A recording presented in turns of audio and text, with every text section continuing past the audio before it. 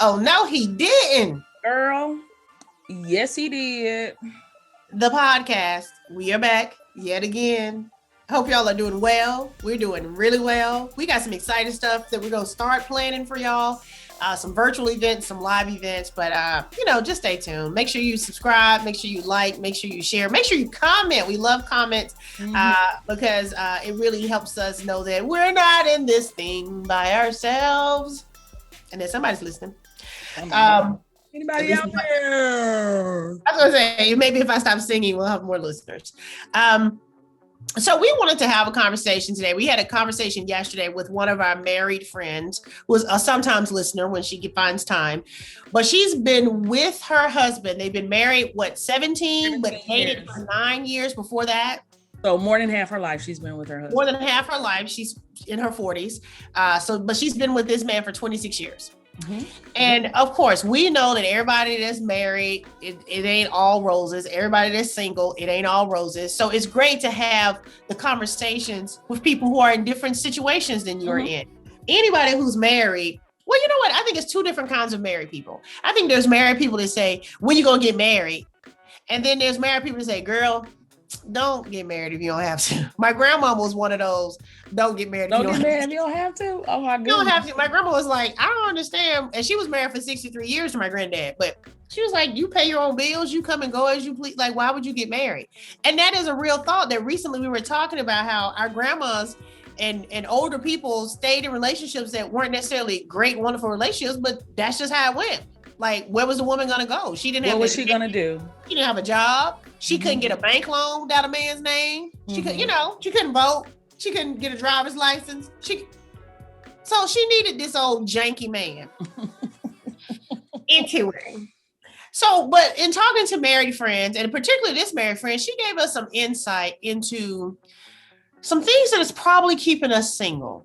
More so than we probably were ready to receive before. We know why we're single. We've done a couple of episodes about why we're single, but she offered us some insights, and we wanted to talk about some of those insights that we felt attacked because it was all true.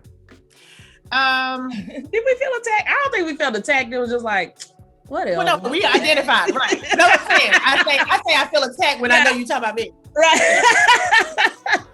I roll my eyes like, so. So y'all may realize one of our blessings and curses is that we are hilarious. Eunice more than me.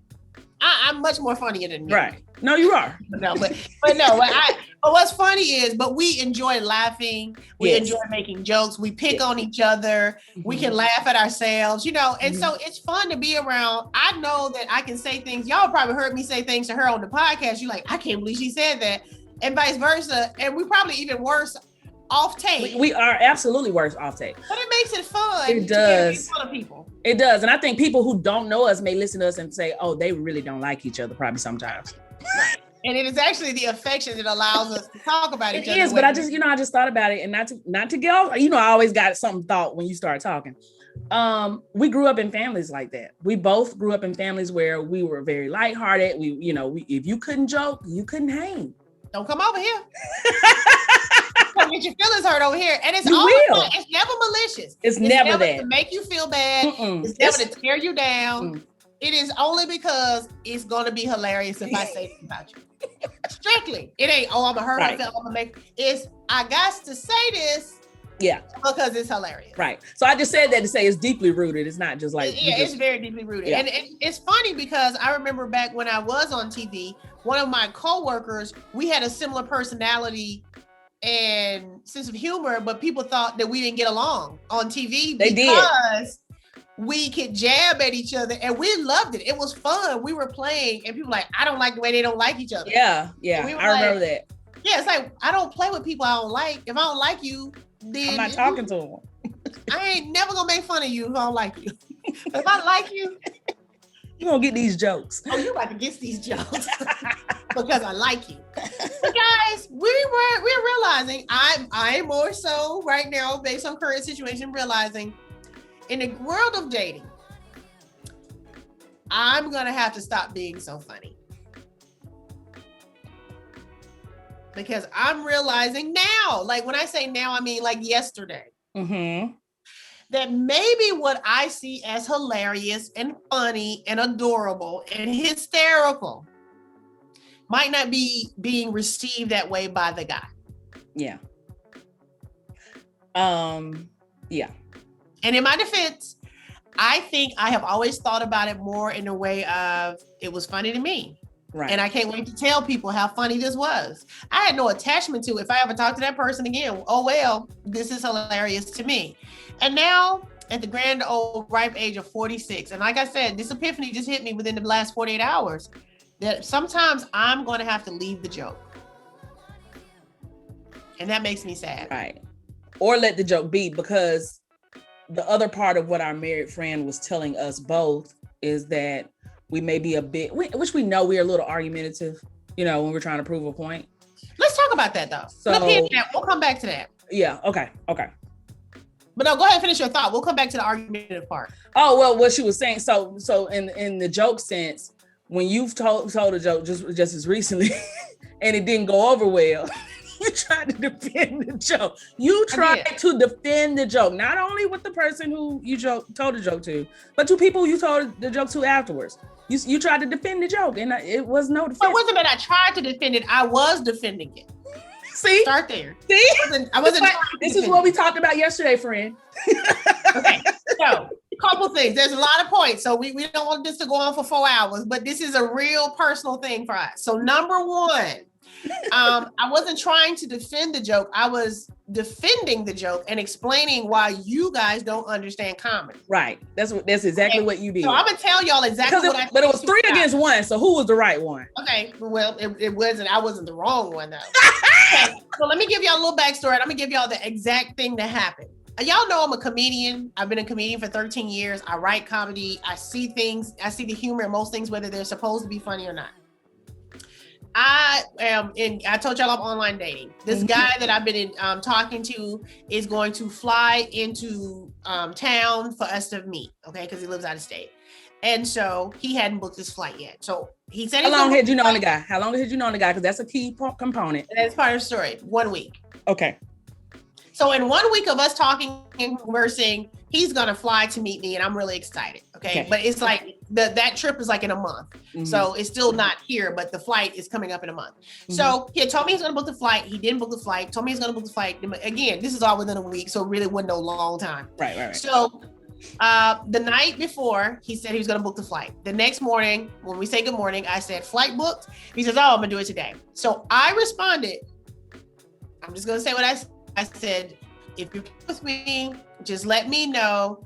I will go ahead and release that weekend on my calendar and erase all the hearts and kisses and go jump off the roof. No big deal. He called and said, hey, what's up with all this negativity? I said, what was negative about what I wrote? What was negative about what you wrote? I thought it was hilarious. She did. So I said, it might have been a bit melodramatic. I said, obviously, I felt like obviously it was a joke. I said, now, unless you flying out and standing up women and they jumping off roofs, then I don't see why you don't understand that's a joke. And if you actually thought I would jump off a roof, you probably don't need to be trying to come to see me. So that's defense number one. Number two, I tell you the story. He said, that wasn't good. Why would you sit there? He don't know you funny. And you talking about jumping out. Friend, who you know gonna jump off a roof? You know what? The whole point was, I did say that. I said, he don't know you funny. Like, if you had said that, if you had texted me that, knowing you for years, I would know, obviously, this is a joke. When you meet somebody online, you really don't know who you meet. But we have had out there. Right, but think about it. He's to the point within a week that he's ready to book. Like, we've had a nice little vibe. But it's still new. And then 2 other people, I actually put it to another friend, another listener of the show. She also felt it wasn't funny. And I put it to my mother, who also thought it wasn't funny. And I just want to point out that none of you are professional funny people, and I am. That's what she told me. She said, I'm the only one that gets paid money to be funny. But I decided, you know what though? The bigger picture is I don't always have to go in for the joke. Right. especially as I'm trying to pursue a romantic connection with a man. Some men are really intimidated by a funny woman because men are used to being the funny one, but also everything, it's a time and place, everything ain't funny. And also things are lost in translation on text. Right. And so I think the root of it is when we talked about this later on that evening about how we often deflect when we're uncomfortable. That wasn't what you were doing there. Right. You were just being funny. I thought it was being like how we often deflect when we're uncomfortable with a person we may be dating or talking to with comedy. We both joke, right? Yeah. Or like, now this has nothing to do with that either. But when I got back on Bumble the last time, I took a comedic approach to it because Eunice had sent me something from TikTok where this girl was saying she asked people on online dating apps. The first thing she asked is if you want me to tell you a dad joke, you want me to roast you, or you want me to compliment you, and let them pick. And most of the guys pick roast me. So I went through their pictures and I roasted them. But y'all, she was roasting them like for real. Like I don't understand how you could do it for play. In the green coat, you look like either you look like your grandma or your grandma's grandma. You got an old face. It wasn't that bad, but I was finding examples like who wore it best, Yeah. So she would put in pictures for the roast. She would put side by side from the guy's picture from his profile with like a Muppet and be Needless to say, when I did that, when people asked for a compliment, it immediately turned me off from them. Because I was there to roast people. Like, what? Yeah. And even though the guys asked you to roast them and you did, it did not lead to a connection with you. Now, one guy did roast me back and I appreciated it. And then I came back at him and he never came back. So I was just like, okay, guess that wasn't a good approach. But it was entertainment, huh? It might be some science behind this funny thing. No, it might be. Okay, so but in other situations where we're uncomfortable, and I was telling her I'm dating a guy now who, if he ever got sentimental or said something, I would probably respond with a joke. Mm-hmm. But why? And that's not necessarily, that doesn't make him feel comfortable. Obviously, I'm showing that I'm uncomfortable. But would you say you're making the joke because you feel uncomfortable and you're just trying to get in a space where you do feel more comfortable and you think a joke would make you feel I don't better? know. Sometimes it feels like, I don't know. Sometimes I guess it does feel a little awkward sometimes. If you know what I mean? Like, because I don't know. It's hard to say. I don't know if I'm uncomfortable or I think I should be uncomfortable. Maybe that's what it is.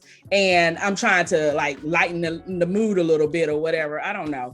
So to the point now where if I become sentimental with him, he responds with a joke and he's only reacting like that because that's how I react to him first. Right. And and so I'm trying to dial that back a little bit and not be so funny.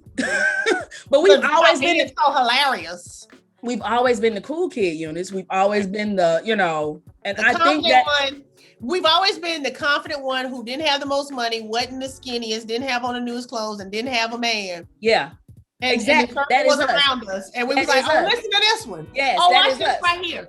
Yeah. And that's how we interacted with both members of both sexes, right? Yeah. And so just with guys, I think we've acknowledged this in the past, that being that homeboy, that, that jokester and that, I like sports, being that person doesn't always lend itself to leading to successful romantic relationships. And that's a part of us, but we need to stop leading with it. That's what I'm saying. It's never gonna fall in love with us and then find out, it's never gonna not be who we are. Right. However, that's not, like you said, we don't have to lead with that. Right. And or we can taper it a little bit, because I think we do get a little overwhelming to some people sometimes, maybe, Maybe a little. But I think I've mentioned before, I had a guy friend tell me that I was my own wingman and nobody dates the wingman. Right. And he said, you have this sensitive, I'm hypersensitive about situations in life and love. I'm like so afraid to get my feelings hurt. My feelings always get hurt, but I also am like, I don't want to do this. And I'm always very tense. And so, if I can make myself laugh, I ain't even thinking about making them laugh. I'm thinking, can I entertain myself? Can I make myself laugh at this? Right. But I think it's a defense mechanism for sure. When you were using an example of the guy you're seeing, and when he says something sentimental to you, number one, he's not an overly sentimental person. So yes, it's this moment of, okay, this ain't usually him. So he's probably seeing it as, okay, I'm going in for a moment. And so when you deflect with a joke, it's because I think, because I know this is probably why I do it. Mm-hmm. You want him to share that. You want him to feel whatever he's feeling and that he's sharing. But then it's almost like, but I don't want to believe it because then I'm gonna get hurt if I attach myself. It could be all of that too. Yeah. You know what I mean? It could like, be blow it off. Right. Because it's like it does come from a place of not normal for him. You know what I mean? So it is always, yeah. And I mean, honestly, that goes back to my family. You know, when people die, we make jokes. It's sad. Oh no, me and my family not allowed to sit next to each other at the funeral. Right. We can't. It's not I mean, I have been embarrassed at funerals before because I'm like, I cannot stop. So yeah, and you cry and the whole row doing this. Yeah. It's horrible. It's so inappropriate. And it don't matter who the person is. This could be a very close family member. Mm-hmm. And so yeah, me and my family the same way. My whole family, like, so when I have 3 siblings. I have 2 brothers and 1 sister, and we grew up. My sister called it a comedy camp because I remember dating a guy 1,000 years ago, and I told my sister's been married for forever, and I told her that this guy was so boring, he never made me laugh. I said, I like him, but he just didn't make me laugh. And my sister said, Eunice, most people were not raised in a comedy camp. I was like, what are you talking about? So we actually used to play a game called I Bet You Can't Make Me Laugh, where we would do stuff to try to make the others laugh, and your job was to not laugh. We also used to make people take the rap. We had this lazy boy recliner, and if you got all of our attention and you were talking, it's not that you were telling a joke, you were just telling a story, and we ain't laugh. We would like have these imaginary bullets. We would shoot you from this lazy boy and make you take the rap for taking our time up and not even making us laugh. I mean, we would punish you for having our attention. And the story didn't have no good ending. We ain't laugh. It was, I mean, for real, we'd be like, oh, you about to take the rap on this. I mean, but that was my childhood. So why would I think everybody wasn't learning how to be funny, how to tell a good story, how to hold my attention? So when I meet people who can't do it, I'm like, who raised you, wolves? So back to the thing I wanted to put the pin in about our, what would you say? She said we do it in 2 different styles of how we both are argumentative. Because I've been hearing that on my Bumble dates. I've heard men say, yeah, you know, I was going out with this one girl, but she just wanted to argue about everything. And I always say, give me an example. This one guy said, he said, my phone was on the table. He says, well, like, if I said to her, your phone's red, she would say, well, what's wrong? You don't like red phones? So when he said that, I thought, oh, that's interesting. That's deemed as argumentative, right? She might have thought it was being flirty or sassy. I was like, oh, you don't like red phones? Now I wouldn't say that. And I said, well, ask me, is my phone red? And he said, is your phone red? I said, I don't know. I would say maybe more of a metallic melon. And he looked at me, I was like, but yeah, I mean, you could just call it red. Has he called you again? No.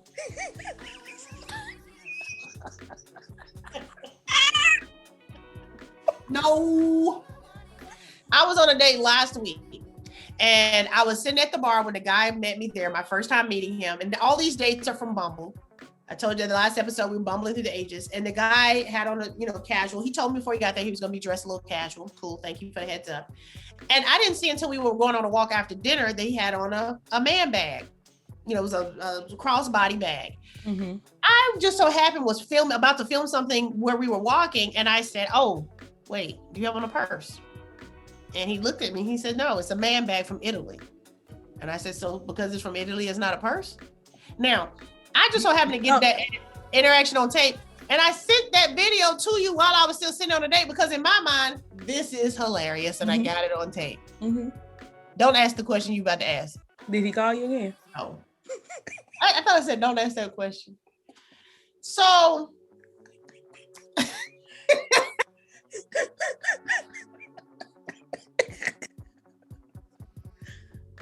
we both could go on and on about this. We really could. On and on. Go on and on. I was telling you, I can't remember what guy this was, but he had a hard time expressing himself and communicating, and we were on the phone. I feel like I might have been in college, but I really was into him, really liked him. I think I expressed my feelings for him, but he had never expressed feelings for me. And he was kind of stuttering and stuttering, trying to get it out. And he finally expressed all these deep feelings for me. And I was just quiet listening. And he just went on and on and on and on. And then he finally stopped, and I still didn't say anything. And it's still quiet. And then he says, hello. And I don't say anything. And he says, hello. And then I ruffled the phone. I was like, oh, I'm back. I said, wait, will you talk? Do you hear me say, hold on? Now, why would I do that? I don't know. Because it was funny. I said, well, I was just playing. I heard you. Oh, Lord have mercy.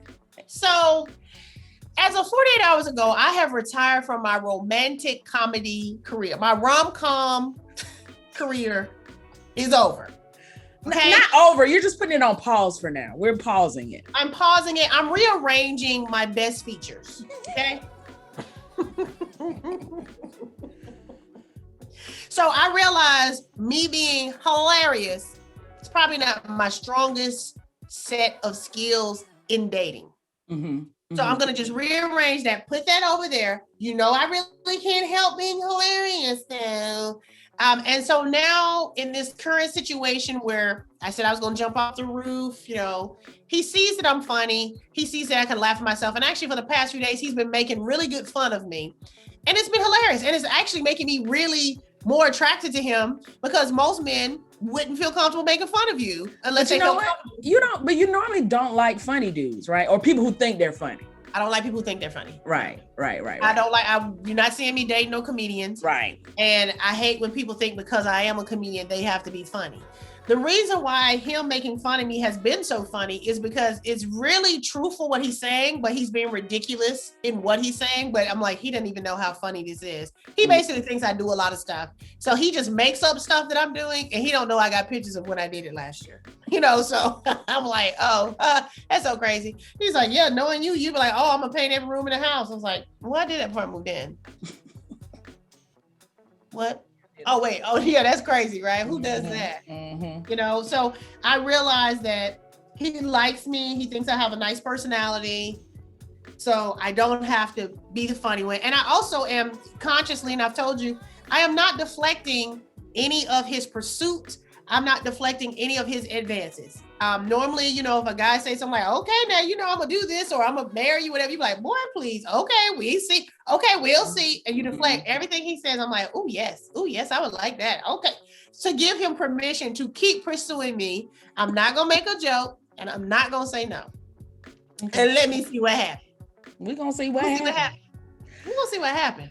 But yeah, the argumentative side of us is why I was going back to that is you are more mean in your argumentative state. And I'm more, I will say, okay, so let's give an example. You say something, I'm going to be argumentative, and then I say something, you be argumentative with me, and how you do it. Because you know I can't be me. I can't be me unless I'm me. You know. You're gonna be you. So if I said, okay, say something to me first. Let me. If I say the Earth is flat, which a Bumble date did say to me, but how dumb can you be? Yeah, that's probably what you would say. It'd be something like that. It would be like, yeah, like you would go in on them. I would probably go in, but I would probably say, you know what? I can't even have this conversation with you because you know what? You just let me know what you think about a lot of stuff. That's what you would say. So now offer me that same thing and show you how I do it. So I really think the Earth is flat. I really believe that. Okay. Or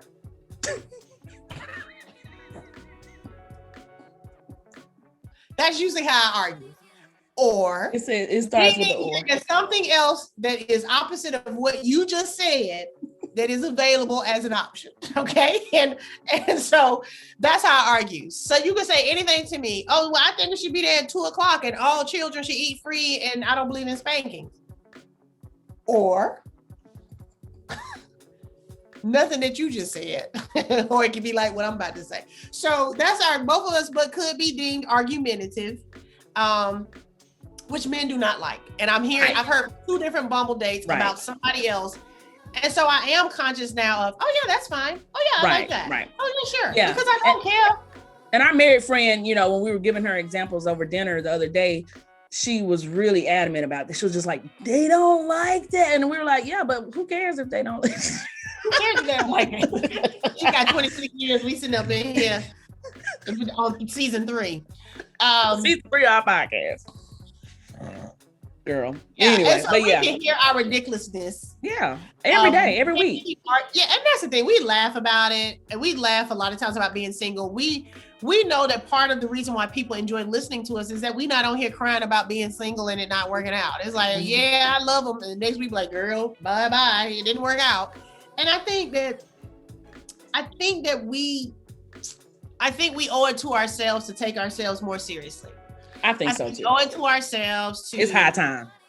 I'm 46. I should mature and leave the jokes at the table and just smile. And it's not about being a dumb blonde. It's not about being submissive. It's not about being the woman. It's just about being a version of yourself. About being smart. That a man can attach himself to and feel safe and feel like, okay, she has my back. Okay, she's not going to embarrass me or try to make me the butt of a joke in front of a crowd or, whatever it is. And so I can see how they would have those concerns. I can see that. I would never intentionally do that. Like, I wouldn't want my man. Oh, yeah, we want you. We like you. That's why we give you the right number. Why didn't you call back? So we really do know why we're single. Like, and so I think our frustration not comes from why are we single. Our frustration comes from why haven't we met the one that's going to find us so endearing. Because there's somebody for everybody. And somebody is gonna like us exactly the way we are. Even if we should, that still doesn't mean we should lead with it, but they're gonna enjoy that part of us too, right? And so I think that's one of the things that's attracting me to this new guy is that he can make fun of me and he knows I'm gonna laugh and I'm gonna add on to the joke, And so I think he enjoys that we can do that. But I also am very clear that I'm not your homie, I'm not your boy. I make it very clear too that okay, boo. Okay. I do enough of the flirtiness, whether it's through the phone, text, voice message, pictures, whatever, to say, no, but I'm liking you for real. But also I'm cool. Like it ain't that deep. Like right now, today, one of the things I said to him, I was like, listen, I think you dope and I'm looking forward to doing dope shit with you. That's what I said. He said, I can't wait. And it's like, just like that. We both dope. Let's go do dope shit. Mic drop. And I ain't even gonna make no joke about nothing unless. So I haven't tried not to make a joke yet, right? So I think it's gonna be a little bit more stressful in real person time, as you go on dates and you say, just text the joke to me. Okay. Yeah, you gonna get all this funny. You about to get, I told you that yesterday. Oh, you about to get all this funny. If I'm not gonna be spreading this funny out in all these bad dates, bad first dates, because they don't be second dates. If I ain't gonna be doling it out, then you about to get this funny. All of it. Whether you want it or not. That's hilarious. But no, we're gonna challenge ourselves. So for you, your challenge would be when this guy shares something that he probably struggled to share, just receive it and offer the positive energy and feedback. Right. Respond in kind. So that way, when you say something, he ain't trying to make a joke. And I'm going to continue, like I said, I'm 48 hours old in this new space of one, not texting something I think is funny. So let me ask you, if I had sent a voice memo that said, oh, well, let me just go ahead and release these dates and erase these hearts and kisses and I'm just gonna it still probably wouldn't have been funny, but it might have gone over better because things do get lost in text. Things absolutely get lost in text, So y'all were on the phone talking about it, and then your voice just suddenly changed. Obviously you're being melodramatic and blah blah blah. Right, and adorable, melodramatic and absolutely adorable. But anyway, again, I won't defend that anymore.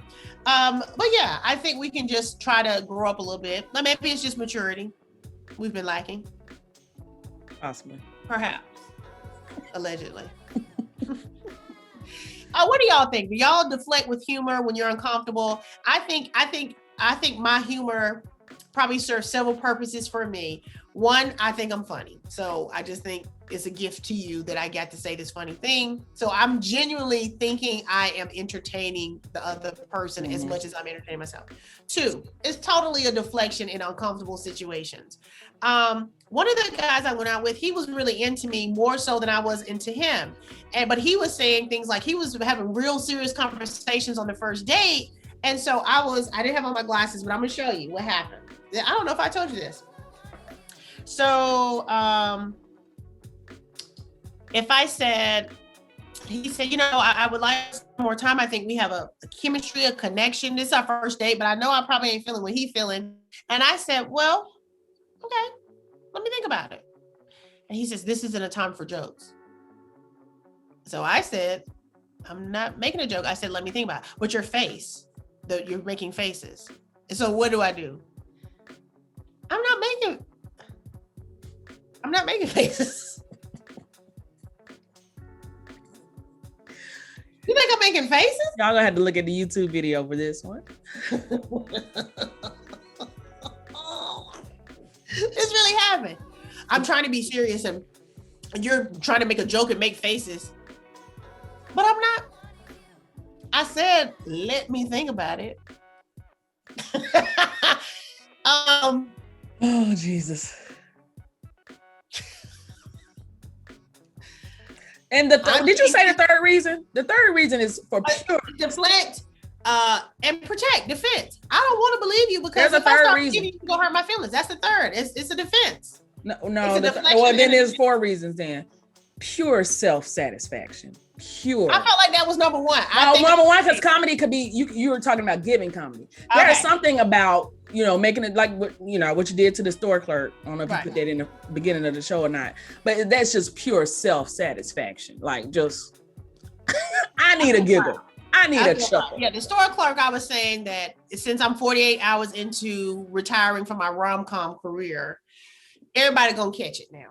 So I was at Lowe's. I put in my card. I wasn't really paying attention. The girl got my attention and said, do you want cash back? And I said, oh, yes. And I put in to get cash back. And then when the drawer opened and she started reaching for the money, I said, oh, wait, is that coming out of my account? And she just looked, the look on her face was actually worth it. Exactly. That was just purely for you, though. I'm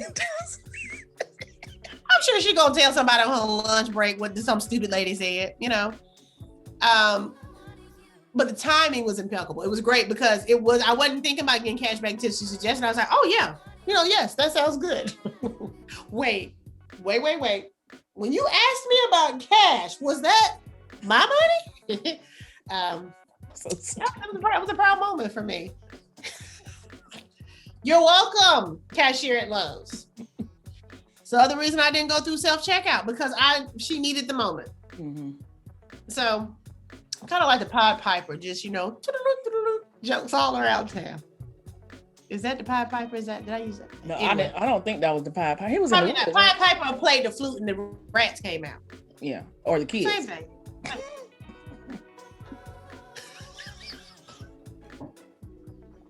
have no idea. I have absolutely no idea. Who was the Pied Piper? I thought he was the flute player where the kids came out to the woods. Well, why did I say rats? I don't know. And I could be wrong too, but I don't know. That sounds very predatory. But anyway. Well, that's why they called R. Kelly the Pied Piper R&B. Oh, you learn something new every day.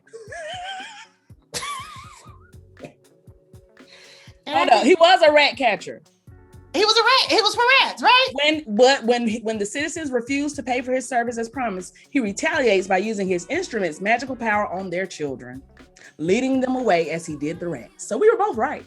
We got half the story. We only listen to half the story in Greek mythology. Well, that is just terrifying. Well, R. Kelly used to call himself the Pied Piper of R&B. I don't think anybody else called him that. So kids, pay your rat bills. Pay the exterminator. He'll take your kids out in the woods. All right, I think we can stop. That took a turn. So yeah. How do we get out of this? They told that story to children. It's Greek mythology. Okay, so yeah, I'm easily distracted. Okay, guys, so I am going to mature. I'm no longer going to be the funny one in my dating situations. Again, I have enjoyed Bumble so much more this time because I haven't been taking it so seriously. I've just been enjoying it. I've just been laughing. I've just been kikiing. So I'm done with that. I have identified a very strong character. And so we're going to let him come here. I'm sure that'll be a whole nother comedic moment. But right now, I'm just being an adult 46-year-old woman interacting with a 50-year-old man. And I'm not going to continue to lead with my outstanding sense of humor. See, wait. Y'all don't even get it anyway. It's lost on y'all anyway. Losers. We just gonna work on one that. and all. Let us know what you think. Do you use humor to deflect or defend, or how do you use humor? Or are you not funny? Or do you prefer to be with a funny person, or are you the funny person? And could two funny people be together? I mean, this is so many questions. But right now, we're going to take a back seat to the funny, okay? Giggles and Sam are in retirement, and we're going to stop. We're gonna stop. And you're going to stop, and I'm going to stop. And we're going to let y'all know how that goes, and if we get different results, because we have to do things differently in order to get what we've never had, right? Mm-hmm. Y'all let us know. Oh no, he didn't. Girl, yes he did.